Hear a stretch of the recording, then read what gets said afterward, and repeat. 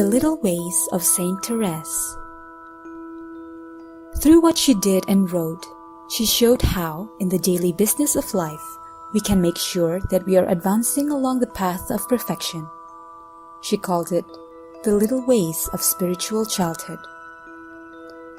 Benedict XV said that it holds the secret of sanctity, and Pius XI declared that human society would be reformed and restored if this way of spiritual childhood were followed. There was nothing new in her little way. It rested on the words of Jesus, "Whoever therefore shall humble himself as a little child, he is greater in the kingdom of heaven." Though she never mentioned the little way in her writings, she mentioned it verbally, though only just a month or two before she died. When she was asked for an explanation of this little way, she said, "It is the way of spiritual childhood, the path of confidence and complete surrender. I wish to teach others the little means which have succeeded so perfectly with me, to tell them it is necessary to do one thing only, to cast before Jesus the flowers of little sacrifices." When she was asked what she meant when she said we must keep like a child before God, she said, "It is recognizing our own nothingness and expecting everything from the goodness of God, just as the little child looks at his father for everything." By this, she did not mean to be passive and expect all from God. It means worrying about nothing, not even about gaining spiritual riches. Even poor people always give a little child what he needs. But as soon as he is grown up, his father no longer wants to provide for him, but tells him to work and look after himself. She never wanted to grow up, as she felt herself incapable of earning eternal life by herself alone.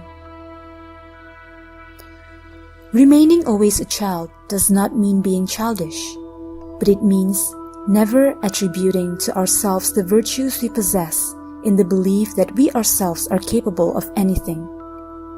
We must recognize that God puts this treasure of virtue in the hand of his little child for him to use when he needs it, but it remains God's treasure. She writes, "We must not be discouraged by our faults, for little children often tumble down, but they are too small to hurt themselves badly."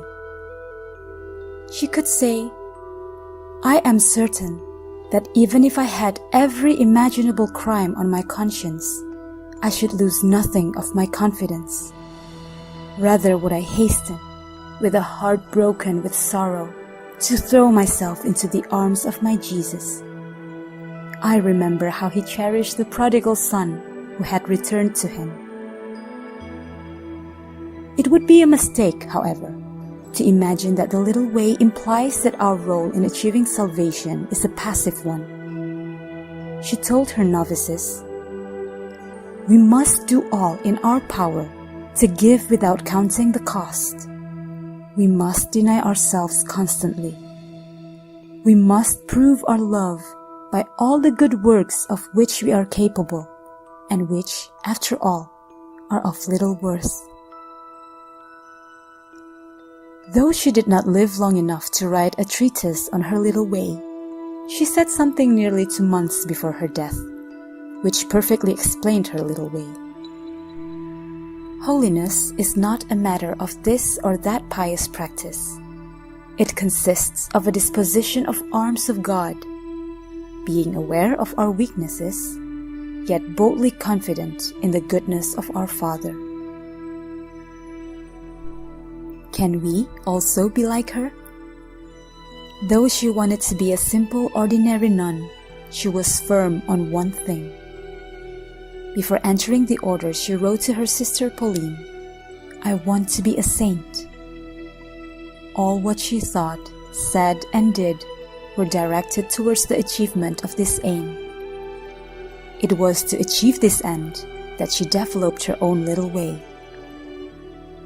Today, if we are ready to take up her little way, we too can march towards holiness.